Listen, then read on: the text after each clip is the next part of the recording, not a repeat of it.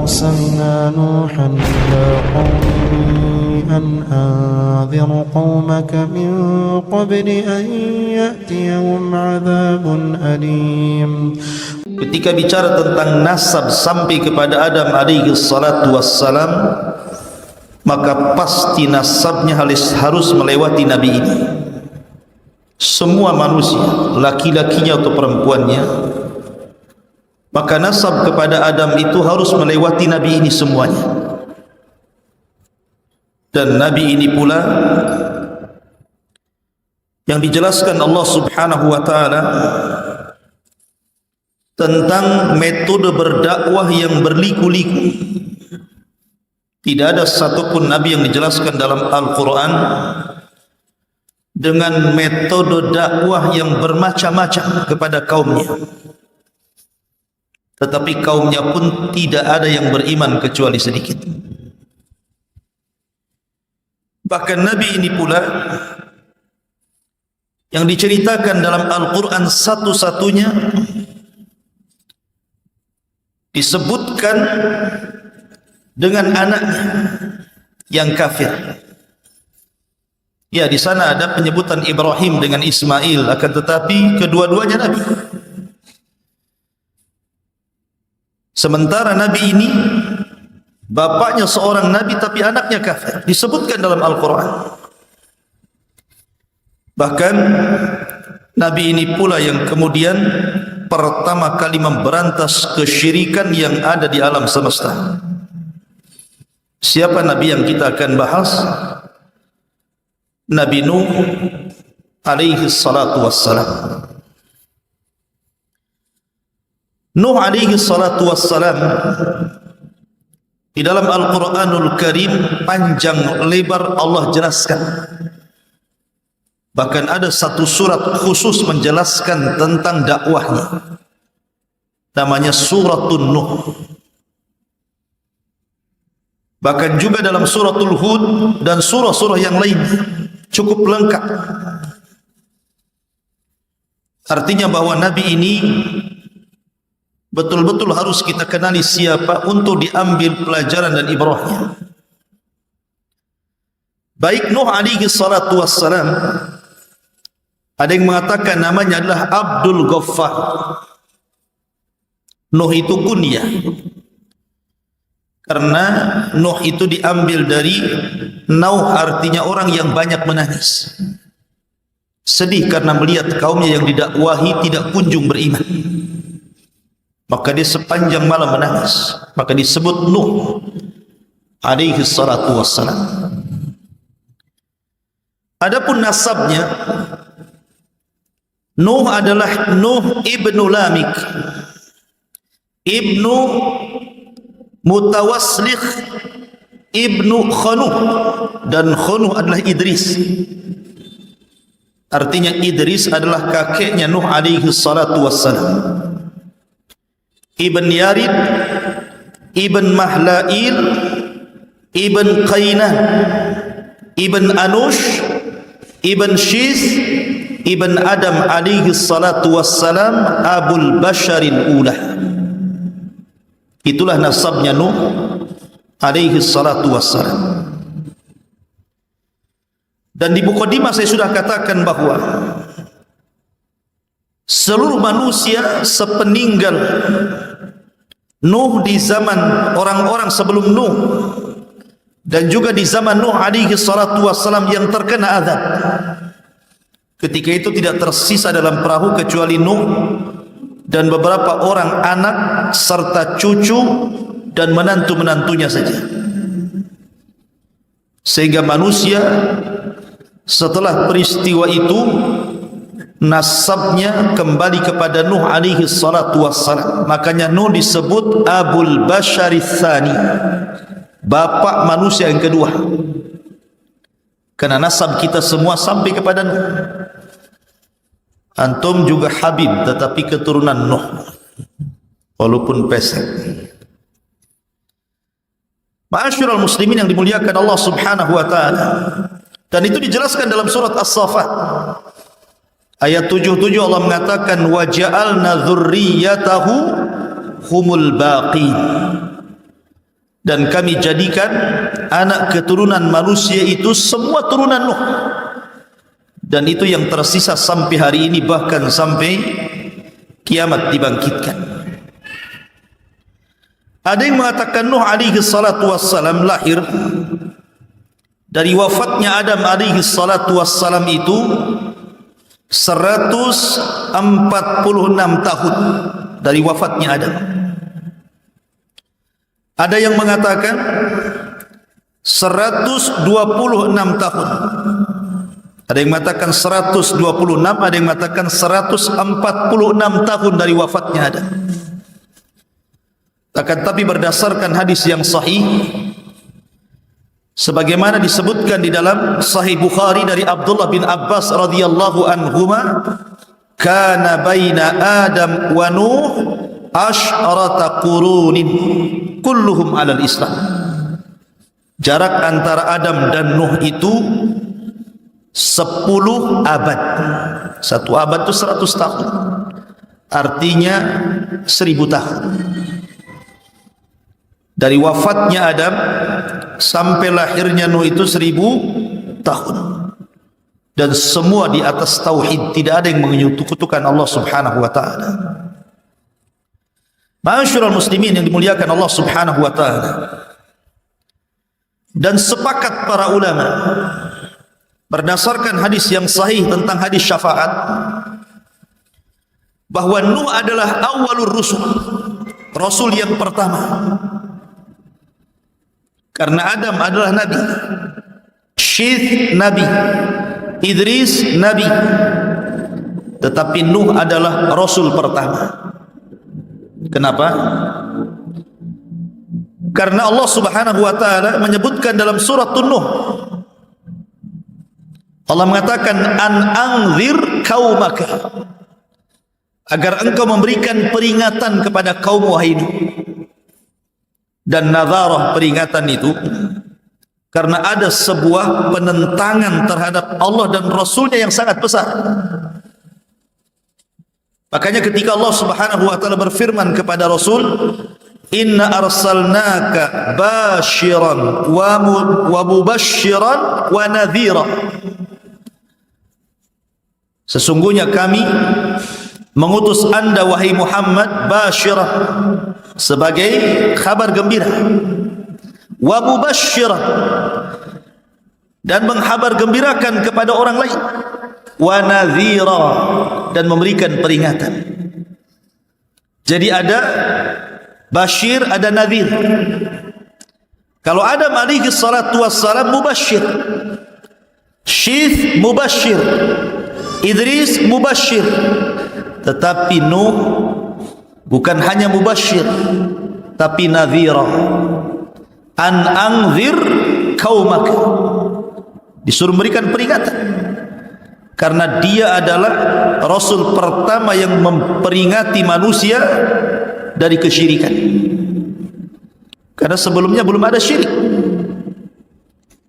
Adam diutus kepada anak-anaknya, tidak ada kesyirikan.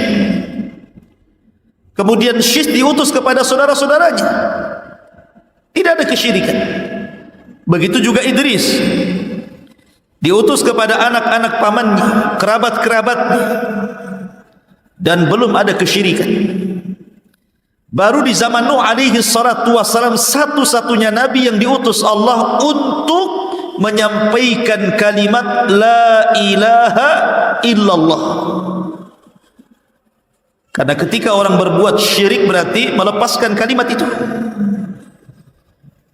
Berarti orang itu harus dikembalikan kepada tauhid dan harus mengucapkan kalimat la ilaha illallah, tidak ada sesembahan yang berhak disembah kecuali Allah.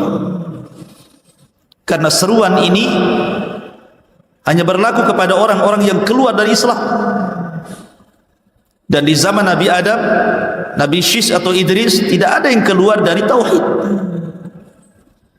Ma'asyiral muslimin yang dimuliakan Allah azza wajalla, maka dari sini berdasarkan hadis, fayatuna Nuhan fayaquluna ya Nuh innaka anta awwalar rusul ila ahli al-ardi. Maka manusia ketika di padang mahsyar mereka berangkat kepada Nuh untuk meminta syafaat. Kemudian setelah mereka di hadapan Nuh, manusia pun mengatakan, "Ya Nuh, anta awwalur rusul." Engkau adalah awal rasul, rasul pertama yang Allah utus ke dunia. Ishfa' lana ila rabbik. Berikan syafaat untuk kami kepada Tuhan. Dari sini menunjukkan bahwa Nuh adalah awal rasul. Karena sering saya ulang-ulang tentang kisah keluarga Wad. Tentang kisah keluarga Wad. Disebut Wad itu karena manusia cinta kepada Wad itu.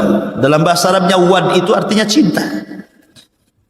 Mawaddatan wa rahmah kan itu. Karena orang-orang itu cinta kepada Wad, dan Wad itu masih kaumnya Idris sebelum Nuh alaihi salatu wassalam. Wad ini bukan nabi, tetapi orang soleh. Karena di zaman itu ketika Idris meninggal dunia, tidak ada nabi lagi, sehingga hanya ada orang soleh saja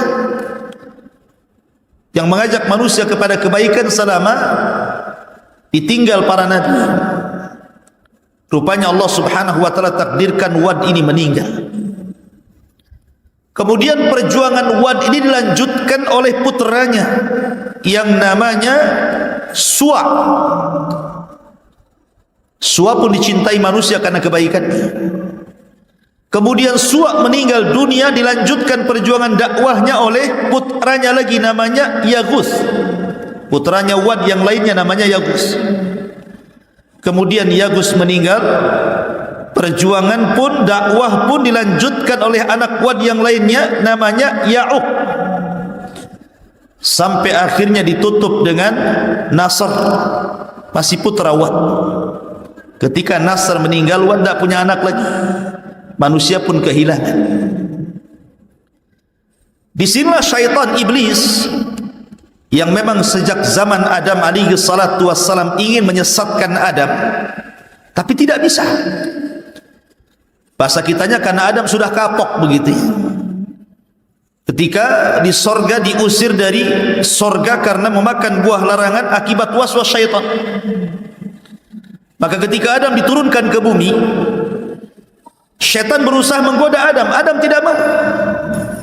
Sudah cukup satu kali bermaksiat kepada Allah, sehingga dia berdoa kepada Allah subhanahu wa ta'ala, Rabbana zalamna anfusana wa illam taghfir lana wa tarhamna lanakunanna minal khasirin.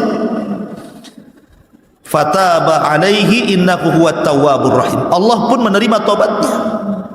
Sejak itu Adam tidak mau lagi bermaksiat kepada Allah, sehingga iblis tidak bisa mengkacau Adam, sehingga dia menunggu keturunannya. Lah ketika ada kesempatan untuk menyesatkan manusia dari jalan Allah, mengantarkan manusia kepada kesyirikan, di masa ketika meninggal keluarga Wad semuanya ini, baru kemudian syaitan berbentuk manusia saleh mendatangi kaumnya Wad itu dan mengatakan, tidakkah kalian rindu dengan Wad dan keluarganya? Maka manusia mengatakan tentu. Kemudian iblis yang menyamar sebagai orang saleh mengatakan, kenapa pula kalian tidak membuat patung? Patung keluarga Wad, sehingga kalau kalian melihat patung itu kalian akan dinostalgiakan. Bagaimana dulu Wad ahli salat, ahli zikir, ahli ibadah, ahli taat, sehingga kalian akan terangsang untuk melakukan itu. Akhirnya dibuatlah patung Wad, Suwa, Yaghus, Ya'uq, Nasr, ditempatkan di sebuah tempat khusus di ketinggian, sehingga kalau mereka lewat melihat patung-patung itu terangsang untuk beribadah, tapi tidak ada kesyirikan. Kemudian generasi pertama pembuat patung meninggal, datang generasi kedua. Syaitan datang lagi dan mengatakan, jauh-jauh kalian ziarah dari rumah kalian ke sini hanya untuk melihat Wad, patung-patung Wad. Kenapa kalian tidak memproduksi saja banyak-banyak? Letakkan patung itu di rumah-rumah kalian. Tak perlu lagi kalian datang kemari. Subhanallah, dia khutuwatus syaitan namanya. Setan itu kalau menyesatkan orang selangkah-selangkah. Ya. Akhirnya diproduksi banyak-banyak, diletakkan di rumah-rumah orang itu. Generasi kedua meninggal, datang generasi ketiga, tidak tahu apa-apa maksudnya apa itu. Iblis datang lagi berbentuk orang saleh dan mengatakan, aku loh hidup di zaman bapak kalian, di zaman kakek kalian, di zaman orang yang membuat patung-patung ini. Tujuan mereka satu, mereka itu menyembah patung-patung itu dalam rangka mendekatkan diri kepada Allah. Dari sinilah terjadi kesyirikan pertama. Mulailah manusia menyembah Wad, patungnya Wad, patungnya Suwa, patungnya Yagus, Ya'uq dan Nasr. Sampai generasi berikutnya, maka patung-patung itu dirubah menjadi patung-patung binatang. Ada yang mengatakan Wad itu patung manusia, Suwa itu patung kuda, kemudian Yagus itu patung berbentuk harimau, kemudian Ya'uq dan Nasr itu berbentuk burung gitu. Jadilah kemudian disembah di mana-mana. Lihat bagaimana cerdasnya syaitan untuk menyesatkan manusia dari tauhid menuju syirik. Makanya Allah mengatakan, kana an-nasu ummatan wahidah fakhtalafu faba'atsallahu an-nabiyyin. Dulu umat ini bersatu di atas tauhid. Sejak zaman Adam, Syith, Idris, semua bersatu di atas tauhid. Fakhtalafu, mulailah mereka bercerai-berai, mulailah mereka menyembah patung. Maka Allah utus ketika itu faba'atsallahu an-nabiyyin. Siapa nabi yang Allah utus? Nuh alaihi salatu wassalam. Maka dialah Rasul yang pertama memberantas kesyirikan. Ma'asyiral muslimin yang dimuliakan Allah subhanahu wa ta'ala, kapan Nuh diutus menjadi Rasul? Kalau Nabi SAW diutus di usia 40 tahun. Ada yang mengatakan bahwa Nuh diutus ketika usianya 50 sanatan, 50 tahun. Ada yang mengatakan 350 sanah, 350 tahun usianya baru diutus menjadi Rasul. Ada yang mengatakan 480 sanatan, ketika usia beliau 480 tahun. Dan ini yang dikuatkan banyak ulama. 480 tahun Nuh diutus menjadi Rasul. Ya, karena usia dakwahnya saja 950 tahun. Berarti usianya di atas 1000. Kalau 950 tahun ditambah 480 tahun kemudian meninggal, berarti kurang lebih usianya 1400. Ada yang mengatakan 1500, ada yang mengatakan 1870 tahun gitu ya. Karena umat dulu itu selain usianya panjang-panjang, postur tubuhnya pun tinggi-tinggi. Makanya Adam alaihi salatu wassalam ketika Allah ciptakan berapa tingginya? 60 hasta. Satu hasta itu setengah meter. Kalau 2 hasta 1 meter. Kalau 60 hasta berarti 30 meter. Berapa nih tingginya masjid ini? Mungkin kalau Adam tidak bisa masuk masjid ini, pintunya kecil. Ya. Makanya kalau kita melihat peninggalan kaum Ad, kaum Samud yang sekarang masih ada itu bangunan-bangunannya itu, pintunya itu tinggi-tinggi itu. Ada yang 10 meter, ada yang 20 meter itu. Menunjukkan bahwa orang dulu itu fisiknya pun tinggi-tinggi, badannya besar-besar, otomatis juga usianya panjang-panjang lah. Tetapi makin kesini makin posturnya makin kecil, ya usianya pun dikurangi sampai Rasul mengatakan a'maru ummati baina sittina wa sab'in. Usia umatku berkisar 60 sampai 70 tahun saja, sedikit yang melewati itu. Ya. Ma'asyiral muslimin yang dimuliakan Allah Subhanahu wa taala. Adapun keluarganya, Nuh alaihi salatu wassalam itu memiliki 4 putra. Pertama namanya Syam. Kemudian yang kedua namanya Ham. Kemudian yang ketiga namanya Yafis. Syam, Ham, Yafis. Ini semua mengikuti dakwah ayahnya, masuk Islam. Hanya satu yang Allah Subhanahu wa ta'ala takdirkan tidak ikut ayahnya, tapi ikut agama kaumnya, namanya Kan'an. Dia tidak ikut bapaknya. Kenapa? Karena pengaruh buruk ibunya. Makanya penting mencari pasangan itu yang baik. Karena kalau antum memiliki istri yang buruk, akan mempengaruhi kepada keburukan anak antum. Lihat kepada istri Nuh alaihi salatu wassalam, satu-satunya, bahkan satu di antara dua istri Nabi yang dijadikan percontohan kepada orang-orang kafir. Wa daraballahu mathalan lilladzina kafaru imra'atah. Dan Allah jadikan permisalan terhadap orang-orang kafir dua perempuan. Perempuan siapa? Imra'atu Nuhin wa imra'atu Lut. Imra'atu Nuhin wa imra'atu Lut. Istri daripada Nuh dan istri daripada Lut. Dua-duanya kafir. Padahal suaminya Nabi. Maka karena keburukan akhlak istrinya Nuh, turun kepada Kan'an. Turun kepada anaknya Kan'an. Dua-duanya kufur. Subhanallah, ya. Nuh diuji dengan istri dan satu anaknya ini. Padahal Nuh sudah berusaha menyelamatkan anak loh ya. Ketika dia di atas perahu, dia lihat Kan'annya sudah lari-lari ke bukit tinggi-tinggi untuk menyelamatkan dari banjir. Nuh sudah berteriak, ya bunayyar kam ma'ana. Anakku naik ke perahu. Karena tidak ada yang selamat hari ini. Tapi anaknya mengatakan, sa'awi ilal jabal. Enggak, saya akan cari tempat yang paling tinggi. Emang sampai di mana banjir ini katanya. Tapi Nuh mengatakan, wahai anakku, tidak ada yang selamat hari ini. Pasti air ini akan melewati setinggi manapun gunung yang ada di sini. Subhanallah ikhwan, tidak ada yang selamat satupun. Semua diratakan, semua dibinasakan kecuali Nuh dan orang yang ada di perahunya. Ma'asyiral muslimin yang dimuliakan Allah Azza wa Jalla. Adapun tentang masalah perahu Nuh alaihi salatu wassalam, Nuh alaihi salatu wassalam dijelaskan.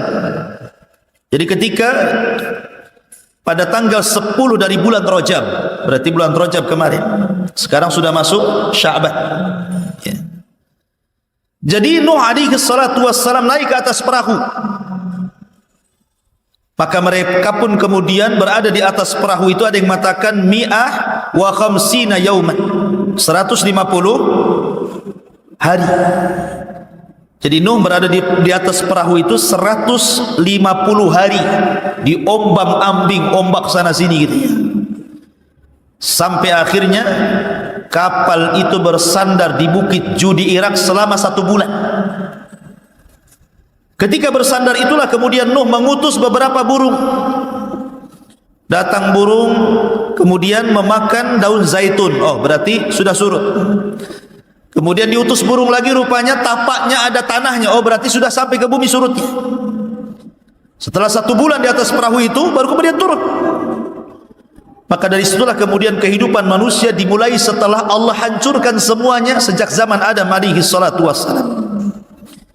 Akhirnya kemudian Nuh alaihi salatu wassalam selama itu pas di bulan Muharram, ada yang mengatakan tanggal 10, kemudian Allah selamatkan dari banjir bandang yang sangat besar. Taib, ma'asyiral muslimin yang dimuliakan Allah Azza wa Jalla, saya tertarik menceritakan Nuh ini dari sisi dakwahnya saja. Jadi malam ini kita akan banyak bercerita tentang sisi dakwah Nuh alaihi salatu wassalam yang menarik. Karena Nuh ini menggunakan metode dakwah itu luar biasa. Luar biasa. Berbagai macam metode dilakukan Nuh, akan tapi memang hidayah milik Allah. Dan saya ambil dari satu surat full, surat Nuh alaihi salatu wassalam. Kita baca ayat per ayat dan kita terangkan sekedarnya. Allah Subhanahu wa ta'ala berfirman Di dalam Al-Quranul Karim, inna arsalna Nuhan ila qaumi. Sesungguhnya kami utus Nuh kepada kaumnya. Maknanya begini, antum kalau hendak berdakwah di sebuah daerah, kalau yang menjadi seorang dai, seorang ustaz atau penyuruh kebaikan itu adalah putra daerah, tentu akan mudah berdakwah. Mendakwahinya itu akan mudah, pengaruhnya akan banyak. Berbeda kalau seandainya saya bukan putra daerah, diutus kepada daerah tertentu, ya ada yang berhasil, ada yang tidak. Begitulah para nabi. Kalau nabi diutus itu biasanya diambil dari kaum yang akan didakwahinya. Makanya Allah Subhanahu wa taala mengatakan, wa ila adin akhahum Hud, dan kepada kaum Ad saudara mereka diutus Hud. Wa ila Tsamud akhahum Saleh, dan kepada kaum Tsamud saudara mereka Saleh diutus. Wa ila Madyan akhahum Syuaib, kepada Madyan saudara mereka diutus Syuaib. Artinya bahwa setiap nabi dan rasul itu dibangkitkan dari kaumnya. Supaya apa? Supaya mudah diterima. Karena mereka mengetahui kepribadian nabi itu sejak kecil, remaja, dewasa, sampai diangkat jadi nabi. Mereka mengetahui akhlaknya, tutur katanya, muamalahnya. Sehingga ketika mereka mengetahui dari kecil sampai besar dan Allah siapkan semuanya, mereka tidak bisa mencela. Seperti Rasul umpamanya, sedari kecil sudah dikatakan Sadiqul Amin, orang yang jujur lagi amanah. Tidak bisa mencela Nabi dari segi akhlak. Mereka hanya bisa mencela dari segi ajaran saja. Maka Nuh diutus dari kaumnya sendiri. Makanya Allah mengatakan, inna arsalna Nuhan ila qaumi an anzir qaumaka min qabli an ya'tiyahum adzabun alim. Agar engkau wahai Nuh memberikan peringatan kepada kaum sebelum datang kepada mereka azab yang pedih. Menunjukkan bahwa azab itu tidak mungkin turun kecuali setelah datangnya peringatan. Wa ma kunna mu'adzibina hatta nab'atsa rasulah. Tidak mungkin kami mengazab sebuah kaum kecuali setelah diutus rasul kepada mereka. Kemudian Nuh mulai berdakwah. Qala ya qaumi inni lakum nadhirum mubin. Wahai kaumku, saya ini diutus kepada kalian sebagai nadhir, peringatan. Peringatan yang jelas. Ani'budullaha wattaquhu wa ati'un. Sembahlah Allah, bertakwalah kepada Allah, dan taati perintahku. Maka kalau tiga perkara ini kalian lakukan, maka Allah akan berikan dua keistimewaan kepada kalian.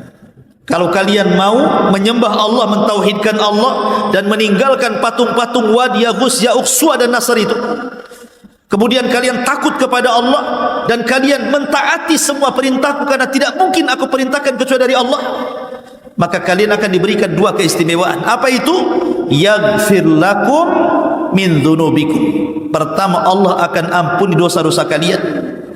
Yang kedua, wa yuakhirkum ila ajali musamma. Allah akan panjangkan umur kalian. Allah akan panjangkan umur kalian. Jadi kalau kalian mau meninggalkan patung-patung itu, mentauhidkan Allah, bertakwa kepada Allah, taat kepada perintahku, kujamin dosa kalian yang dulu-dulu, kesyirikan kalian itu, Allah akan ampuni. Dan bukan hanya itu saja, wa yuakhirkum ila ajali musamma. Allah akan tambah panjangkan usia kalian, sehingga kalian bisa menikmati isi dunia ini dengan panjang lagi. Inna ajalallah idza ja'ala yu'akhkhar law kuntum ta'lamun. Karena ketentuan Allah itu kalau datang tidak mungkin digeser, kalau kalian tahu. Masyarul muslimin yang dimuliakan Allah Subhanahu wa taala, lah Nuh alaihi salatu wassalam ini, beliau bukan hanya sekadar berdakwah sebagaimana dakwah kita hari ini gitu. Seorang pendai yang berdakwah hari ini yang hanya mungkin mengambil seminggu sekali, atau pagi saja, atau malam saja, tidak. Nuh itu semua waktu dipakainya untuk berdakwah. Mau siang, mau malam, tidak peduli. Dan itu diceritakan oleh Nuh sendiri. Dalam Al-Quran, Qala Rabbi inni da'autu qaumi laylan wa nahara. Ya Rabb, sesungguhnya aku mendakwahi kaumku siang dan malam. Subhanallah. 950 tahun berdakwah kepada kaumnya siang dan malam. Bukan hanya siang saja, malam pun didakwahi. Bukan hanya itu saja. Falam yazidhum du'ai illa firara. Tetapi apa yang terjadi? Usaha Nuh mungkin bahasa kitanya kurang banyak berhasil, karena tidak menambah kepada mereka dari dakwahku, kata Nuh, illa firara, kecuali mereka lari, tidak mau mendengarkan. Seperti apa sikap kaumnya itu? Allah mengatakan, wa inni kullama da'autuhum litaghfira lahum ja'alu asabi'ahum fi adhanihim wastaghshaw thiyabahum wa asarru wastakbaru istikbara. Dan saya setiap kali mendakwahi mereka kaumku, kata Nuh, agar mereka meninggalkan patung-patung itu, kesyirikan mereka, dan meminta ampun kepada Allah Azza wa Jalla. Apa yang terjadi? Kalau bisa semua jari ini, telunjuk ini masuk ke dalam telinganya, lubang telinga. Kalau bisa semua masuk, masukkan semuanya. Ketika Nuh apabila mendakwai kaumnya kemudian mulai masukkan jarinya ini ke dalam lubang telinganya, mulai dia pakai isyarat. Pakai isyarat, karena kalau ngomong kan nggak didengar. Gimana didengar? Ini telinganya sudah ditutup. Terpaksa pakai isyarat. Ya. Kayak orang bisu gitu ya, pakai isyarat gitu. Mungkin satu-satu gitu. Gitu ya. Lah setiap kemudian Nuh, bayangkan, mulai dari bicara, setelah itu mereka menutup kuping, maka Nuh pakai isyarat. Ketika Nuh merubah dakwahnya dari bicara ke isyarat, akhirnya wastaghshaw thiyabahum, mereka pun tidak mau melihat isyarat telunjuk-telunjuk Nuh, diambilnya baju, ditutup wajahnya. Anda bisa bayangkan. Cukup wa asarru. Kalau Nuh bicara, mereka pun bicara. Coba bayangkan, saya sedang berdakwah kepada antum seperti ini, ataupun ngobrol semuanya. Siapa yang tahan duat seperti ini? Atau ketika saya berbicara, tiba-tiba antum ambil handphone diletakkan pula di telinga antum. Atau kemudian mengambil pakaian ditutupnya wajah antum gitu kan. Siapa yang sabar seorang ustaz, seorang dai menghadapi kaum yang seperti ini? Coba. Enggak ada. Saya jamin semua ustaz kalau dihadapkan dengan kaum seperti ini pasti resign jadi ustaz. Saya berhenti saja jadi ustaz. Karena sudah melampau kan gitu. Bicara ditutup telinga, pakai isyarat ditutup wajah. Mulai dilantangkan bicaranya, mereka malah teriak-teriak. Wastakbaru istikbara, makin congkak sombong, menolak kebaikan. Summa inni da'autuhum jihara, summa inni a'lantu lahum wa asrartu lahum israra. Oh, boleh jadi mungkin ada di antara kaum Nuh itu ada yang ingin masuk ke dalam Nuh tetapi takut. Kan ada tuh umpamanya, seperti di zaman Nabi kan ada dakwah namanya dakwah sirriyah, ada dakwah jahriyah kan. Ada dakwah sirriyah, door to door bahasa kitanya. Dari pintu ke pintu, tidak ramai di depan manusia. Ada dakwah jahriyah, terang-terangan. Tapi ada kemudian sahabat Rasul yang ingin masuk Islam tapi takut menyembunyikan keislamannya. Makanya ketika permulaan Islam datang Abi Dzar Al-Ghifari, Jundub ibn Junadah ingin masuk Islam. Kemudian setelah masuk Islam kata Rasul, "Uktum islamak." Sembunyikan keislaman. Jadi ada beberapa sahabat yang menyembunyikan keislaman. Maka boleh jadi mungkin kalau saya terang-terangan, kata Nuh, ada yang ingin masuk kepada dakwahku, takut mereka. Maka Nuh pakai metode dengan cara apa? Door to door. Makanya kemudian Allah mengatakan, "Tsumma inni da'autuhum jihara." Kemudian aku berdakwah terang-terangan. "Tsumma inni a'lantu lahum." Dan aku tampakkan dakwahku kepada mereka, wa asrartu lahum israra. Dan aku juga terkadang menyembunyikan dakwah kepada mereka. Supaya kalau ada yang ikut diriku itu tidak takut dengan yang lain, bolehlah menyembunyikan keislamannya dulu. Sampai seperti itu Nuh itu. Ma'asyiral muslimin yang dimuliakan Allah Azza wa Jalla. Kemudian Nuh alaihi salatu wassalam mengatakan, "Faqultu astaghfiru rabbakum innahu kana ghaffara." Lihat metode dakwah Nuh alaihi salatu wassalam. Siang, malam enggak kenal lelah. Kemudian jihar, israr, terang-terangan, sembunyi-sembunyi. Kemudian dengan thariqah targhib. Ini targhib namanya. Targhib itu sama dengan memberikan kabar gembira. Jadi Nuh alaihi salatu wassalam pertama tidak menakut-nakuti dulu dia. Jadi metodenya memberikan kabar gembira. Apa kata Nuh? "Istaghfiru rabbakum innahu kana ghaffara." Mintalah ampun kepada Rabb kalian, karena dia adalah zat yang maha pengampun. Tinggalkan patung-patung itu, tinggalkan kesyirikan kalian, kembali kepada tauhid.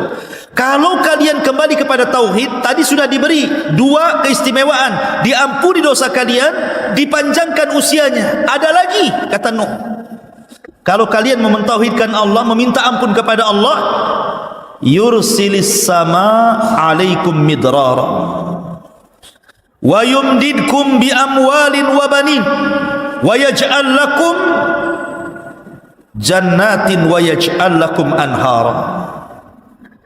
Allah akan hujani kepada kalian. Kalian tidak mungkin paceklik, tidak mungkin kekeringan. Akan ada hujan yang membasahi tanah-tanah kalian untuk minum dan untuk ternak dan untuk berkebun kalian. Cukup tidak, wa yumdidkum bi amwal, dan Allah akan perbanyak harta kalian, wa banin, dan keturunan kalian. Cukup tidak juga, wa yaj'al lakum jannat, kami jadikan kalian jannah, kebun-kebun yang besar, yang rindang, yang kemudian berbuah macam-macam buah gitu ya. Wa yaj'al lakum anhar, sungai-sungai, parit-parit, lautan-lautan, semua akan mengalir untuk kalian. Lihat, Nuh menjanjikan kepada mereka banyak perkara tuh. Asal kalian tobat, beriman kepada Allah, mentauhidkan Allah, istighfar kepada Allah, Allah ampun dosa kalian, Allah akan panjangkan usia kalian, Allah berikan hujan kepada kalian, Allah perbanyak harta dan keturunan kalian, Allah suburkan kebun kalian, bahkan Allah akan berikan sungai-sungai dan air-air yang bermanfaat kepada kalian. Cukup gimana ini? Ini janji loh ya. Dikasih kabar gembira tuh. Tetapi apa yang terjadi tetap saja, rupanya tidak mempan dengan cara diberikan kabar gembira. Sekarang berbalik nih, karena dengan cara kabar gembira tidak mempan, Nuh mulai menakut-nakuti. Allah mengatakan, malakum la tarjuna lillahi waqara, malakum la tarjuna lillahi waqara. Kenapa kalian tidak takut pada Allah subhanahu wa ta'ala dan tidak mengagungkan? Kata Sufyan ibn Uyainah rahimahullahu ta'ala, orang yang bermaksiat kepada Allah hakikatnya dia tidak pernah takut kepada Allah dan tidak pernah mengagungkannya. Kemudian Nuh memberikan logika, karena ada orang-orang yang kalau dikasih dalil itu tidak mempan. Namanya dalil tentang wujudnya Allah, antum bacakan ayatnya, memang dia mengingkari Quran, ngapain dibacakan Quran? Dibacakan hadis Nabi SAW ditentangnya, memang dia mengingkari kerasulan Nabi SAW, buat apa dibacakan hadis? Sehingga terkadang berdakwah itu perlu logika. Maka Nuh menggunakan metode logika lagi dia, dan mengatakan, wa qad khalaqakum atwara, alam tara kaifa khalaqallahu sab'a samawatin tibaqa wa ja'ala al-qamara fihinna nuran wa ja'ala asy-syamsa sirajan wallahu ambatakum minal ardi nabata thumma yu'idukum fiha wa yukhrijukum ikhraja wallahu ja'ala lakumul arda bisata litaskunu minha subulan fijaja. Apa katanya? Malakum la tarjuna lillahi waqara. Kenapa kalian tidak takut kepada Allah? Apakah kalian tidak takut azab? Ya.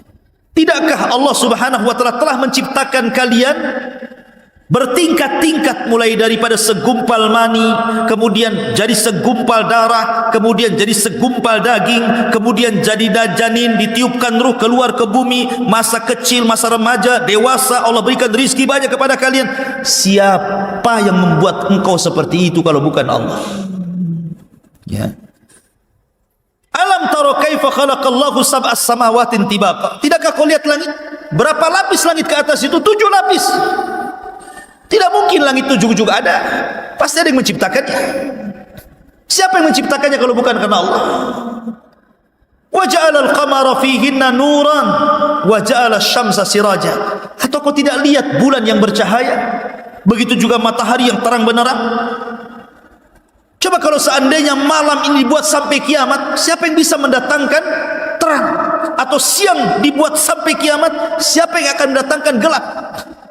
Sementara sekarang ada siang ada malam, lah siapa yang memutar balikan ada siang ada malam ini? Apa berputar sendiri begitu? Tidak. Makanya kenapa Abi Hanifah, sering saya ceritakan teman antum, ketika berdebat dengan orang-orang Sumaniyin, para penyembah dahri, orang-orang ateis, orang-orang yang tidak mengakui adanya Tuhan, kemudian mengajak berdebat kepada Abi Hanifah. Kata Abi Hanifah, kalau kita berdua berdebat percuma. Kita berdebat di hadapan orang ketiga, hakim, amir. Oke? Akhirnya kemudian ditentukan waktu debatnya. Pada waktunya seorang ateis ini sudah di hadapan hakim. Abu Hanifah tidak datang-datang. Harusnya pagi sudah ditunggu, sore pula dia baru datang. Pas Abi Hanifah datang, dicelanya Abi Hanifah dan mengatakan, engkau ini imam, seorang ulama, kepercayaan kaum muslimin, tapi engkau tidak amanah. Harusnya kau tepat waktu, kenapa kau terlambat? Kata Abi Hanifah, bukan itu masalahnya. Yang membuat aku terlambat karena aku terhenti di pinggir sungai. Ketika aku melihat ada halilintar membelah pohon, kemudian pohonnya terbelah jadi 2. Yang satu tetap nancap, yang separuhnya kemudian terbang ke air. Yang separuh terbang ke air itu perhatikan saja. Tiba-tiba kemudian pohon yang di air ini terbelah-belah kecil. Kemudian tiba-tiba teranyam. Kemudian tiba-tiba sudah ada besinya saja. Tiba-tiba berbentuk perahu dia. Maka aku pun naik ke dalam perahu itu. Kemudian perahu tiba-tiba jalan sendiri, dan akhirnya akulah sampai kepada sini, katanya. Baru sampai aku ke sini. Maka sang ateis mengatakan, kadzabta, dusta kamu. Mana bisa perahu ujug-ujug jadi gitu? Ya, harus diserut dulu, kan gitu ya, dirangkai dulu, dipaku dulu, ujug-ujug jadi gitu aja perahu gitu kan. Berarti kata Abi Hanifah, kalau perahu saja tidak mungkin tiba-tiba jadi perahu dari batang kayu, apakah alam semesta ini tiba-tiba ada? Yang kecil saja harus ada yang membuat, masa langit dan bumi ada yang membuat? Bahasanya kan seperti itu, ya kan? Masyarul muslimin yang dimuliakan Allah Azza wa Jalla, wallahu ambatakum minal ardi nabata, dan Allah yang menumbuhkan kalian dari bumi, untuk kalian dari bumi nabat, tumbuh-tumbuhan, sayur-sayuran macam-macam. Thumma yu'idukum fiha wa yukhrijukum ikhraja. Kemudian Allah kembalikan kalian, maksudnya Allah wafatkan kalian, wa yukhrijukum ikhraja, kemudian Allah keluarkan dan bangkitkan kembali pada hari berbangkit nanti. Wallahu ja'ala lakumul arda bisata, dan Allah telah jadikan bumi ini terhampar sehingga kita bisa berjalan dengan tenang. Ya, litaskunu fiha, litaskunu minha, agar engkau bisa tinggal di bumi yang datar itu, subulan fijaja, bahkan bisa berjalan ke sana kemari. Ini namanya dalilul akli, namanya dalil akal. tentang wujudnya Allah Subhanahu wa taala. Karena mereka menyebutkan Allah. Maknanya begini, Nuh itu mau mengatakan seperti ini sebenarnya. Apakah yang menciptakan langit dan bumi itu Tuhan ini, Wad, Yagus, Ya'uq yang kalian sembah ini, ataukah Allah? Atau yang menumbuhkan tumbuh-tumbuhan ini patung-patung kalian, ataukah Allah? Nah, gitu maksudnya. Jadi diajak secara logika gitu ya. Tetapi memang kaumnya adalah kaum yang degil, ikhwan. Tak juga dapat hidayah. Enggak ada dapat hidayah. Sehingga Nuh alaihi salatu wassalam mengatakan, Rabbi innahum asawni wattaba'u ma lam yazidhu maluhu wa waladuhu illa khasara. Qala Nuh, berkata Nuh, ya Rabb, kaumku tidak menerima dakwahku, mereka justru bermaksiat kepadaku, dan mereka justru mengikuti orang yang memiliki harta dan anak yang tidak manfaat untuk mereka. Mereka lebih memilih para pembesar, orang-orang kaya. Kalau mereka yang ngomong didengar, kalau aku yang ngomong tidak didengar. Wa makaru makran kubbar. Bahkan bukan hanya itu saja, mereka sudah buat makar, ya Rabb. Dan mereka mengatakan, la tadharunna alihatakum, jangan kalian gubris usapan si Nuh itu. Jangan kalian tinggalkan patung-patung ini, Wad, Suwa, Yagus, Ya'uq, dan juga Nasr. Wa qalu la tadarunna alihatakum wa la tadarunna waddan wa la suwa'an wa la yaghutha wa ya'uq wa nasra. Jangan kalian dengarkan ucapan si Nuh itu. Tetap kalian harus menyembah patung-patung ini. Jangan kalian tinggalkan Wad, Suwa, Ya'uq, Nasr. Wa qad adallu katsiran wa la tazididz zalimina illa dhilala. Dan sungguh mereka sudah sesat dengan kesesatan yang banyak sekali, dan tidaklah orang-orang zalim itu menambah kecuali kesesatan saja. Maka apa yang terjadi? Mimma khati'atihim ugriku fa udkhilu naran falam yajidu lahum min dunillahi ansara. Karena kesalahan mereka tidak menerima dakwah Rasul, mereka pun ditenggelamkan. Dan pada hari kiamat mereka akan dimasukkan ke dalam neraka, dan mereka tidak memiliki penolong di hadapan Allah Azza wa Jalla. Bahkan Nuh alaihi salatu wassalam mendoakan siapapun yang ingkar kepadanya untuk jangan hidup di bumi. Itu doanya Nuh. Apa kata Nuh? Qala Nuhu rabbi la tadar alal ardi minal kafirina dayyara. Nuh berkata, ya Rabb, jangan kau hidupkan satu jiwa orang kafir pun di muka bumi. Bayangkan doanya. Jangan ada yang hidup satu pun. Innaka intadarhum. Apa alasannya? Jika kau biarkan mereka hidup atau keturunan mereka hidup, yudillu ibadak wa la yalidu illa fajiran kafara. Pasti akan menyesatkan hamba-hambamu, ya Rabb, dan mereka tidak akan melahirkan kecuali anak yang jahat dan kafir saja. Percuma, matikan semua saja. Maksudnya seperti itu. Makanya kenapa surah Nuh itu dia jatuh setelah surah Al-Waqiah kan? Sa'ala sa'ilun bi'adzabin waqi'. Ya. Sa'ala sa'il, ada orang yang bertanya tentang siapa? Tentang azab yang akan terjadi. Lah yang pertama meminta azab itu siapa? Nuh. Meminta azab. Karena di zaman itu tidak ada yang meminta azab seperti Nuh. Dialah yang pertama meminta azab untuk ditimpakan kepada kaumnya. Adam tidak, Sis tidak, Idris tidak ada. Baru Nuh, sa'ala sa'ilun bi'adzabin waqi'. Dia yang meminta azab itu. Ya Allah, berikan azab kepada mereka. Allahumma inni maglubun fantasir. Inni maglubun fantasir. Aku sudah dikalahkan. Ya, fantasir, mintalah pertolongan ya Rabb.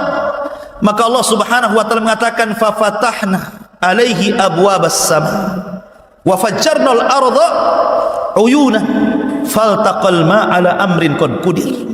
Maka kami belah langit, dihujani hujan yang deras, kami belah bumi, datang air dari bawah, bersatulah air langit dan bumi, kemudian menjadi banjir bandang dicampur dengan tufan, akhirnya melantakkan seluruh kaum Nuh alaihi salatu wassalam. Dari situ Nuh berdoa, Rabbighfirli wali walidayya waliman dakhala baitiya mu'minan walil mu'minina wal mu'minat wala tajididz zalimina illa tabara. Ya Rabb, ampuni aku, ampunilah kedua orang tuaku, Dan ampunilah orang-orang yang masuk ke rumahku, baik dia mukmin laki-laki atau perempuan, dan jangan kau tambah bagi orang-orang zalim kecuali kehancuran ya Allah. Nuh, lihat bagaimana Nuh alaihi salatu wassalam. Begitu hebat dakwahnya, tapi juga dengan berbagai macam metode kan. Siang, malam, terang-terangan, sembunyi-sembunyi, dengan cara tafsir memberikan kabar gembira, menakut-nakuti, tetap saja kaumnya seperti itu. Makanya kemudian Allah Subhanahu wa taala mengabadikan kisah Nuh di banyak ayat dalam Al-Qur'an. Bagaimana dakwahnya Nuh alaihi salatu wassalam. Masyarul muslimin yang dimuliakan Allah Azza wa Jalla. Pelajaran besar dari kisah Nuh alaihi salatu wassalam adalah bahwa hidayah itu milik Allah, bukan milik siapapun. Nabi Ibrahim alaihi salatu wassalam diuji dengan ayahnya Azar. Azar tidak masuk Islam, tidak masuk agama Ibrahim. Padahal Ibrahim itu kurang apa lembutnya dalam berdakwah, bapaknya pun menolak. Nuh dan Lut tidak mampu mendakwai orang yang paling dekat dengan dia, yang satu kamar setiap malam, istri mereka, bahkan anak mereka Kanaan.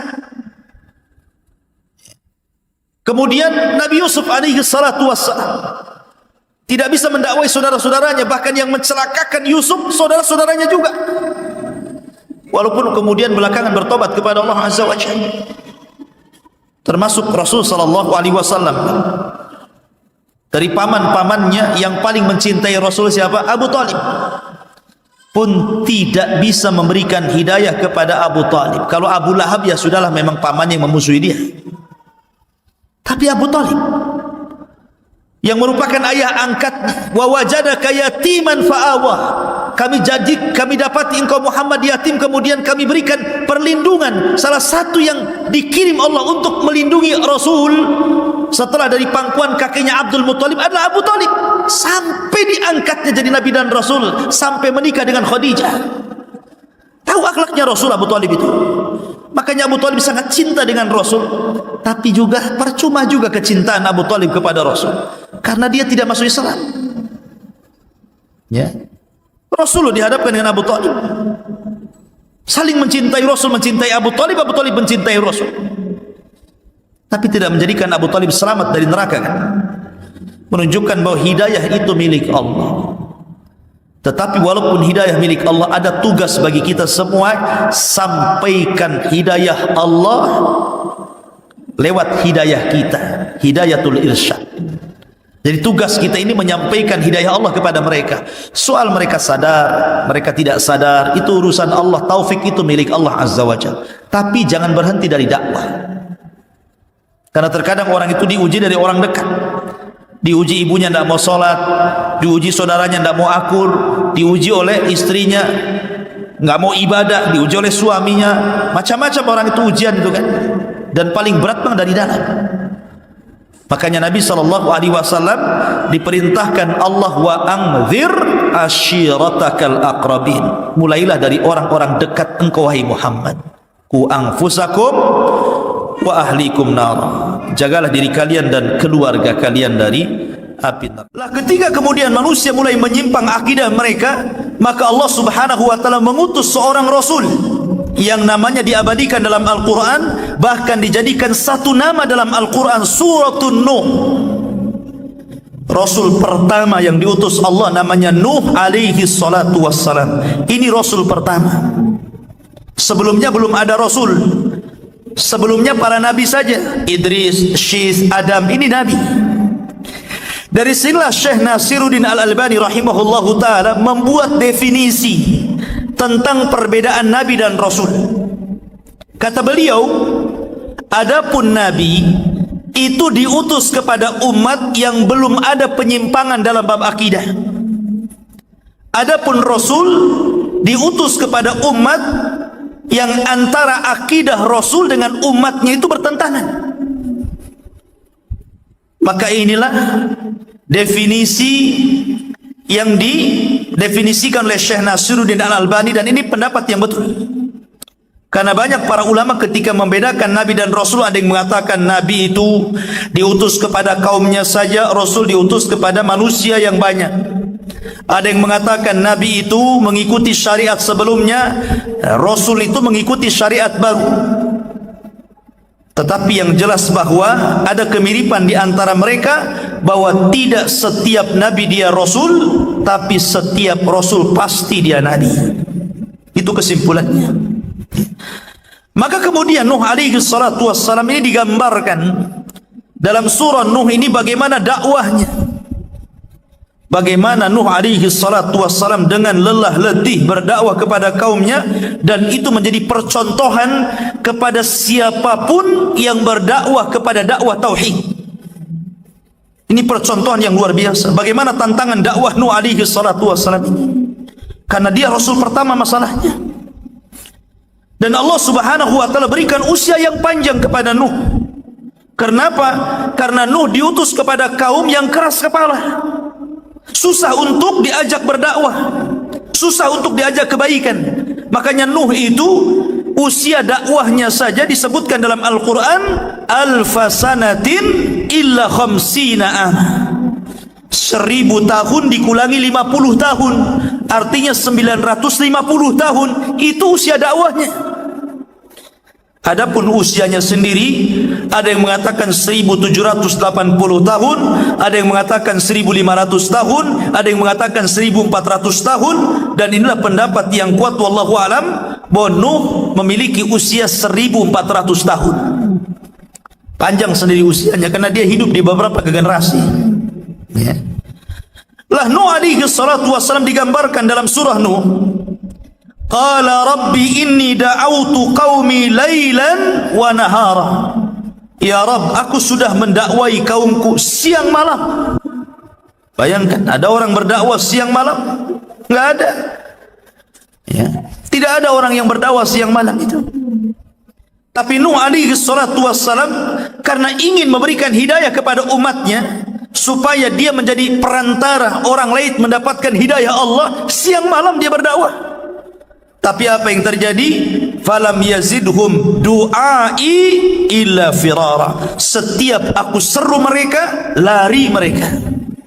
Lebih parah lagi, wa inni kullama da'autuhum litaghfira lahum ja'alu asabi'ahum fi adhanihim wastaghshaw thiyabahum wa asarru wastakbaru istikbara. Dan semakin aku dakwai kepada mereka. Jadi Nuh ini kalau berdakwah, pokoknya lewat kaumnya, dia berdakwah, mengajak manusia ke jalan Allah. Apa yang mereka lakukan? Mereka tutup telinganya dengan telunjuknya begini. Kalau Nuh lagi ceramah begini. Lebih parah lagi, bajunya ditaruh di mukanya. Bajunya ditaruh di mukanya gini, nggak mau nengok Nuh. Coba kalau seandainya antum lagi saya ceramai kayak gitu, wassalam saya kan, pergi saya, main ceramah sama antum, ya kan? Orang ceramah begini coba. Bukan itu saja, ditutup tuh mukanya dengan bajunya.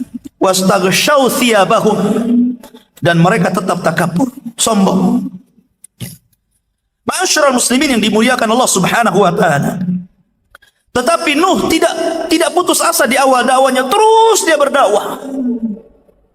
Terus berdakwah. Sampai suatu ketika kaumnya mendengar bagaimana Nuh alaihi salatu wassalam mendakwahkan kepada kaumnya, ya qaumi ibudullaha ma lakum min ilahin ghairu. Wahai kaumku, sembahlah Allah karena tidak ada sesembahan selain Dia.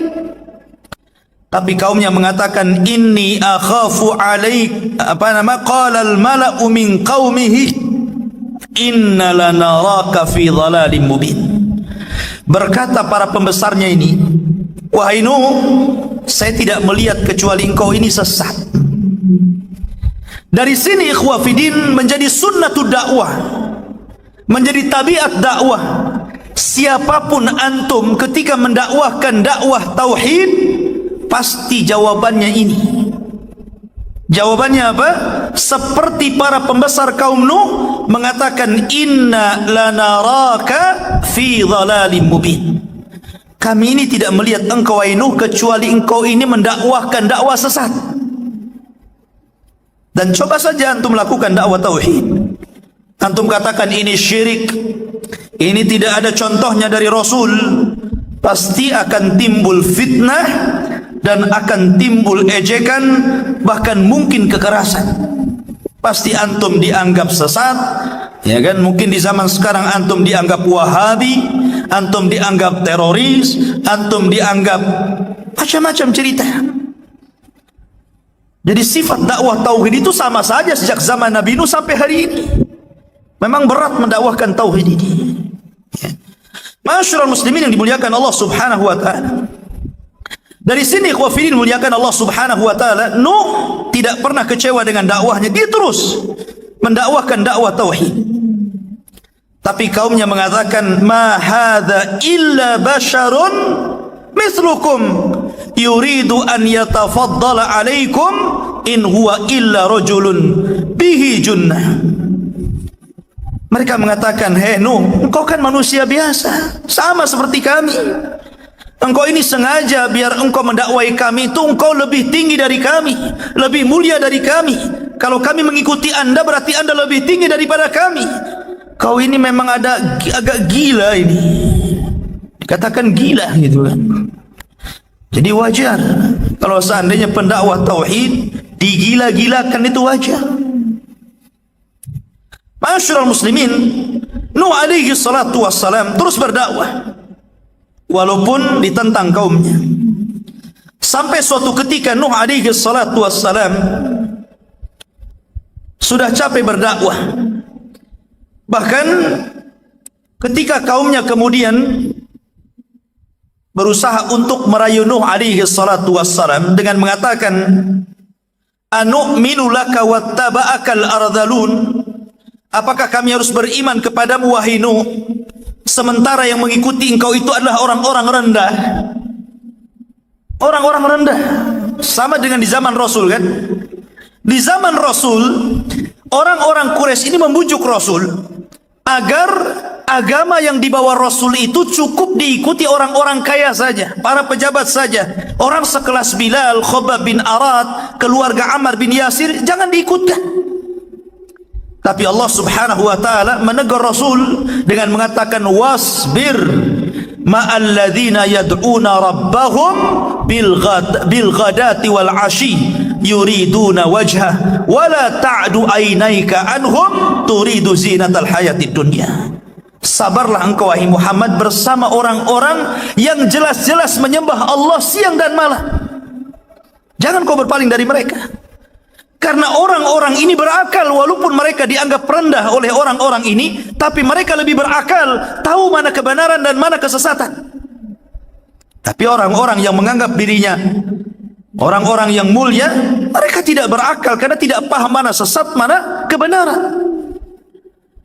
Ma'asyiral muslimin yang dimuliakan Allah Subhanahu wa taala, Nuh alaihi salatu wasallam terus seperti itu sampai akhirnya Nuh tidak sabar. Sehingga Nuh alaihi salatu wasallam berdoa kepada Allah Subhanahu wa taala, "Rabbi inni maghlubun fantasir." Rabb, kaumku sudah mulai melampaui batas. Aku sudah hampir dikalahkan. Tolonglah aku. Dari sini kemudian Nuh alaihi salatu wasallam diberikan waktu oleh Allah Subhanahu wa taala. Dalam riwayat Israiliyat ada yang mengatakan 240 tahun untuk menanam pohon, kemudian menyerutnya dan menjadikan kapal. Jadi 100 tahun menanam pohon, 100 tahun menebang dan menyerutnya, 40 tahun membuat kapalnya. Jadi dari biji itu buat kapal itu, ya, disiramin sampai 100 tahun udah pohonnya udah gede, ditebang, diserutin sampai 100 tahun baru dirancang sebuah kapal 3 tingkat. Ya, 3 tingkat. Karena tingkat yang paling bawah khusus binatang-binatang yang ganas. Binatang-binatang harimau gitu kan. Tentu harimau zaman dulu kan besar ya. Karena orangnya juga tinggi-tinggi. Kalau harimaunya sekecil ini dianggap kucing. Ya kan? Orangnya gede-gede, harimaunya segede gini. Yang sekarang kita lihat ya nggak takut sama harimau. Mungkin dimain-mainin kayak kucing. Ya harimaunya juga gede lah ya. Artinya bahwa di bawah itu digunakan binatang-binatang buas. Baru lantai kedua digunakan untuk manusia dan lantai ketiga digunakan untuk burung-burung. Dirancang seperti itu. Ya. Maka Nuh mulai mengikuti perintah Allah. Ketika Nuh alaihi salatu wassalam mulai membuat kapal, Nuh membuat kapal di tengah padang pasir, nggak ada lautan, nggak ada sungai. Maka orang-orang mengatakan, Nuh ini gila, buat perahu di tengah padang pasir. Akhirnya kemudian, tapi Nuh tidak perlu dengan mereka, tetap saja dia membuat perahu. Sampai akhirnya Allah mengatakan, nanti kalau seandainya azabku sudah kukirim, maka nanti ada tanur. Tanur itu tempat tungku-tungku yang keluar api. Nanti kalau itu tungku-tungku itu keluar api, maka masuklah kalian semuanya, karena disitulah permulaan azab Allah subhanahu wa ta'ala. Makanya kemudian Allah subhanahu wa ta'ala memerintahkan Nuh alaihi salatu wassalam untuk membawa binatang-binatang berpasang-pasangan, seperti umpamanya kambing berpasang-pasangan, unta pasang-pasangan, pokoknya binatang-binatang disuruh untuk memasukkan berpasang-pasangan supaya ada generasi. Lah ketika Nuh alaihi salatu wassalam memulai kemudian dimasukkan ke dalam kapal, dan pengikut Nabi Nuh tidak banyak. Ada yang mengatakan 20 orang, ada yang mengatakan 40 orang, dan yang paling banyak pendapat 80 orang. Ada yang mengatakan 20 tahun sekali baru dapat pengikut. Luar biasa kan dakwahnya. 20 tahun sekali baru dapat satu pengikut. Ya. Dan ini menunjukkan bahwa keberhasilan orang berdakwah itu bukan karena ramainya orang-orang yang mengikuti, bukan karena sedikitnya pula orang yang mengikuti, tapi suksesnya dakwah itu menyampaikan kebenaran. Soal orang ikut tidak, itu terserah dia. Karena kita ini sebagai dai hanya menyambungkan hidayah Allah kepada mereka. Kita ini wasilah yang mengantarkan hidayah Allah kepada orang yang kita dakwahi. Karena kita tidak memiliki hidayah, sehingga tidak banyak. Ya, walaupun sekarang ada dai yang ribuan gitu kan, bukan hanya di dunia nyata, sampai kepada dunia maya gitu kan. Bukan berarti menunjukkan bahwa dakwahnya benar, tidak. Karena dakwah benar itu ketika menyampaikan tauhid, itulah dakwah yang hak. Makanya ketika Rasul dikisahkan dalam sebuah riwayat, beliau pernah dimimpikan berada di padang mahsyar, kemudian melihat ke arah kiri ada kaum yang sangat banyak. Kemudian Rasul mengatakan, fadhanantu annahum ummati, aku sangka itu umatku. Kata malaikat, bukan, itu umatnya Musa. Kemudian Rasul mengarah lagi ke arah kanan, dilihatnya ada umat yang lebih banyak daripada Musa. Maka malaikat mengatakan, nah itu baru umatmu. Kemudian malaikat mengatakan, dari umatmu ada 70.000 yang masuk surga tanpa hisab dan azab. Kemudian dalam riwayat itu disebutkan, aku melihat Nabi yang hanya pengikutnya 2, bahkan sama sekali ada Nabi yang tidak punya pengikut. Apa kita katakan gagal dakwahnya? Tidak. Mereka sudah menyampaikan kebenaran, tapi hidayah milik Allah. Ya. Ma'asyiral muslimin yang dimuliakan Allah subhanahu wa ta'ala, maka ketika semua sudah masuk ke dalam perahu, maka Allah datangkan azabnya, tufan. Ya. Allah gabungkan faltaqal ma ala amrin qad qudir, artinya Allah turunkan hujan berhari-hari, kemudian Allah pancarkan air dari dalam perut bumi. Jadi digabungkan tuh air langit dengan air bumi itu. Kemudian menjadi sebuah tsunami besar yang ditiup oleh angin, tufan. Nuh ini punya 4 anak. Pertama Yam, atau Israiliyat menyebutnya Kanaan. Kemudian Syam, kemudian Ham, kemudian Yafis. Ini putra-putra Nuh. Dari putra-putra Nuh ini yang beriman 3, Syam, Ham, dan Yafis. Yang kafir 1, ikut ibunya kafir, namanya Yam, atau disebut atau dikenal dengan Kan'an. Kan'an ini yang ngikutin ibunya. Makanya Allah Subhanahu wa taala menyebutkan, wa daraballahu mathalan lilladzina kafaru imra'ata Nuhin wa imra'ata Lut. Dan Allah mempermisalkan kepada orang-orang kafir 2 wanita kafir. Padahal dua-dua wanita ini adalah istri dari hamba-hamba Allah yang soleh. Dua-duanya istri Nabi, ya kan? Satu istrinya Nuh dan satu istrinya Lut. Keduanya kafir dan kedua-duanya diadab Allah Subhanahu wa taala, dan kedua-duanya masuk ke dalam neraka dan dikekalkan di dalamnya. Yam ini ikut ibunya. Tapi seorang bapak, ikhwan, tidak mau anaknya celaka. Bagaimanapun tetap seorang bapak masih ada perasaan sayang kepada anaknya. Ketika mulai banjir tuh, ya, maka orang-orang berusaha naik ke tempat yang tinggi, tapi air itu mengejar mereka. Makanya Nuh mengatakan, irkam ma'ana, naik ke perahu. Tapi Yam enggak mau, tetap dia mengatakan, sa'awi ilal jabal. Oh enggak, saya akan naik ke atas bukit, katanya. Air ini tidak akan menyentuh saya. Kata Nuh alaihi salatu wassalam, ini adab, tidak ada yang menyelamatkan siapapun. Tapi ketika kemudian Allah Subhanahu wa taala mengatakan, innahum laisa min ahlik, innahu laisa min ahlik, dia bukan keluargamu lagi wahai Nuh, sudah berangkat saja. Akhirnya kemudian ditinggalkan keluarganya, ya. Maka ketika kemudian betul-betul adab Allah itu datang, maka tidak ada manusia yang hidup, anak-anak, laki-laki, perempuan, orang tua, semuanya mati. Semua binatang mati, semua manusia mati. Tidak ada yang hidup satupun, kecuali orang-orang yang di perahunya Nabi Nuh. Makanya Nabi SAW sering mengistilahkan as-sunnatu kasafinatin Nuh. Sunnah itu seperti kapalnya Nabi Nuh. Kalau anda ingin selamat, ikut sunnah sebagaimana orang-orang ikut kapalnya Nabi Nuh. Tapi kalau anda ingin sesat, tinggalkan sunnah, ya, sebagaimana kaum Nuh tersesat dan diadab Allah karena tidak naik ke perahunya. Dari sini ikhwafidin muliakan Allah Subhanahu wa taala, hikmah yang sangat besar. Nuh alaihi salatu wassalam dengan gelombang yang sangat besar, harusnya Nuh juga tenggelam loh. Coba bayangkan, ini kapal-kapal kecil, penumpangnya tidak banyak, sementara azab Allah besar, ya kan? Gelombang yang sangat besar, ini air sampai gunung. Coba antum bayangkan, mana gunung yang paling tinggi? Anggaplah Himalaya sana, itu air sampai di atas gunung. Sementara perahu kecil, secara logika harusnya perahu itu juga tumbang kan gitu dengan ombak yang sangat besar.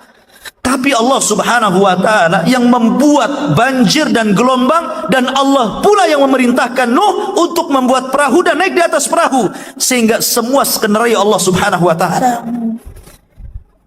Maka Nuh alaihi salatu wasallam berdoa dalam kapal itu agar diselamatkan, ya. Maka Allah mengatakan, fa anjainahu wa ahlahu minal karbil azim. Kami selamatkan Nuh dan keluarganya dari azab yang sangat luar biasa ini, yang sangat besar. Masyarul muslimin yang dimuliakan Allah Subhanahu wa taala, ada kisah-kisah khurafat Israiliyah, tapi terkadang perlu diceritakan juga, biar kalau ada seorang dai menceritakan kisah ini, oh antum tahu ini khurafat. Jadi selama kapalnya Nabi Nuh ini berada di atas gelombang, rupanya dalam kapal itu ada tikus. Tikus ini disebutkan dalam hadis Rasul apa? Fawasik, kan? Binatang termasuk fawasik, binatang yang fasik karena suka mencuri. Tikus kan banyak jenisnya, ya. Ada tikus gede, tikus got, kan? Ada curut, ada apalah kan begitu. Dan tikus itu suka nyuri biasanya, grogoti makanan tengah malam. Itulah kerjanya tikus. Makanya salah satu binatang yang boleh dibunuh adalah tikus. Antum jangan melihara tikus. Ustaz, putih bagus, hamster katanya. Nggak ada, mau hitam, mau putih, mau kuning, bunuh. Apain antum melihara binatang yang disuruh dibunuh? Aneh orang sekarang ini. Ada binatang suruh dibunuh, contoh ular, dipelihara, tidur sama ular. Agak gila dia kan gitu. Nabi suruh bunuh, dia pelihara pula. Jadi tikus ini suka nyuri. Jadi makanan yang di dalam kapal itu, ya kan, itu dihabisi sama tikus saja. Sementara Nuh tidak tahu sampai kapan kapal itu akan bersandar. Artinya sampai kapan banjir itu akan surut. Maka Nuh alaihi salatu wassalam berdoa supaya tikus ini tidak nyuri lagi. Maka Allah mengilhamkan kepada harimau untuk bersin keluar dari telinganya kucing, dari hidungnya kucing. Haci, keluar kucing. Tommy and Jerry. Ya. Akhirnya kejar-kejaran lah dalam perahu itu kan, tikus sama kucing. Akhirnya nggak berani lagi itu. Tikus nyuri. Ini kisah khurafat Israiliyat. Nggak usah diceritakan. Karena masyarakat kita ini kalau diceritakan begini langsung percaya saja. Apalagi cerita orang Syiah ya. Orang Syiah itu kan pandai khurafat. Bahwa Ali ini selalu mengeluarkan cairan madhi. Kata Ali radhiyallahu an, kuntu rajulan madzaan. Aku ini seorang laki-laki yang suka mengeluarkan air madhi. Maka kemudian karena kedudukanku dengan Rasul ini sangat dekat, aku ini kan suami daripada putrinya, malu kalau aku bertanya tentang ini kepada Rasul. Akhirnya kemudian dia meminta Miqdad ibn Aswad untuk bertanya kepada Rasul tentang apa yang dialami Ali. Dan antum tahu perbedaan madhi, wadhi, mani, ya kan? Kalau wadhi, antum capek kencing keluar kental, itu namanya wadhi. Capek kencing kok ada cairan kental, namanya wadhi. Kalau orang kemudian menghayal ingin melakukan hubungan seksual, atau seorang suami baru mulai muqaddimah untuk melakukan hubungan, sudah terangsang kemudian keluar cairan kental, itu namanya madhi. Kalau mani antum paling paham, nggak usah diceritain. Ya. Jadi madhi ini seolah-olah apa? Cairan yang keluar karena menghayal untuk melakukan hubungan, itu namanya madhi. Hadis ini sahih, ya. Cuman dibuat khurafat sama orang Syiah. Dikatakan apa? Lihat bagaimana Ali itu luar biasa, memiliki apa? Nafsu terhadap wanita. Nafsu seksualnya itu tinggi sekali. Sampai-sampai Fatimah kewalahan katanya. Rupanya Fatimah ini melapor kepada Rasul. Ini cerita khurafatnya nih. Ya Rasulullah, aku sudah tidak tahan melayani suamiku.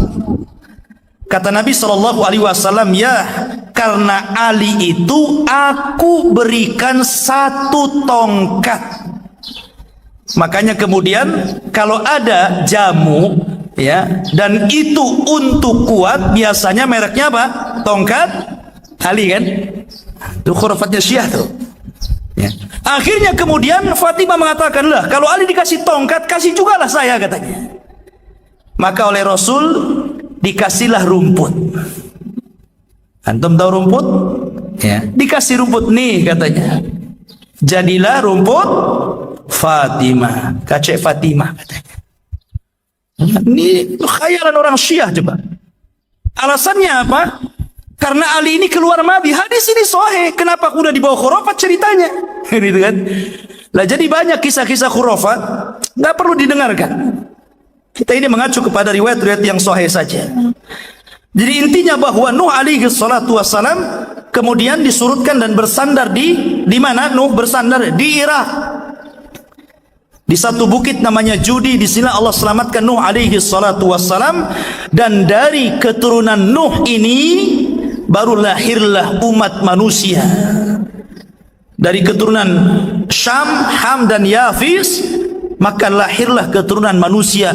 Makanya Nuh disebut Abul Bashari Tsani, bapak manusia kedua. Kalau Adam bapak manusia pertama, kalau Nuh bapak manusia kedua. Kenapa? Karena tidak ada manusia kecuali dari keturunan 3 putra Nuh. setelah dihancurkan oleh tufan. Syam, Ham dan Yafis. Adapun Syam memang keturunannya Allah utamakan. Dari keturunan Syam ini lahirlah para nabi dan rasul, dan mereka bangsa Arab. Ya. Adapun dari Ham, ya, Ham ini mereka lari ke daerah-daerah yang berkulit hitam. Ya, yang berkulit hitam, daerah-daerah Oman, kemudian Somalia, dari sana lah ya. Ya, orang-orang yang hitam-hitam. Itu keturunan Syam. Ya. Keturunan Ham. Syam ini keturunannya para nabi, orang-orang Arab. Ya. Kemudian Ham ini keturunannya orang-orang yang berkulit hitam. Lah Yafis ini itu keturunannya kita-kita ini. Yafis ini. Jadi bentuknya seperti kita ini. Cuman ada dari keturunan Yafis itu yang semuanya menjadi penduduk neraka. Semuanya jadi penduduk neraka dari keturunan Yafis itu. Jadi kan keturunan Yafis ini banyak. Ya. Tapi ada dua keturunan Yafis itu semua keturunannya masuk neraka. Dan jumlah mereka jauh lebih banyak dibandingkan jumlah kita. Siapa? Ya'juj dan Ma'juj. Keturunan Yafis. Karena jumlah Ya'juj dan Ma'juj itu 999 dari mereka, satu dari kita. Jadi 1 banding 999. Kan banyak kan? Ya. Makanya mereka itu kalau muncul kata Rasul tidak bisa diperangi, tidak bisa dibunuh. Gimana bisa diperangi? Jumlah mereka banyak. Antum aja dikeroyok 10 orang mati. Gimana antum dikeroyok 999? Mana antum lawannya? Ya kan? Makanya ketika Ya'juj dan Ma'juj kemudian diadab oleh Allah dengan dikirimnya dud.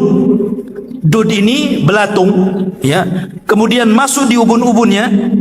Satu mati kayak kita matikan gardu listrik, semua padam. Jadi satu mati semua, gitu kan? Bagaimana Allah mengadab Ya'juj dan Ma'juj ini? Maka setiap satu jengkal di bumi semua ada bangkainya. Sampai-sampai Nabi Isa alaihi salatu wasallam berdoa macam mana cara membersihkan bangkainya ini? Banyak kali, ya. Makanya kemudian berdoa, Allah mengirim burung yang sebesar unta dan mengangkut jasad-jasadnya dilempar ke lautan. Kemudian itu pun belum bersih, masih ada sisa-sisa bangkainya. Kemudian Allah subhanahu wa ta'ala turunkan hujan, akhirnya membersihkan dan kembali tanah itu subur.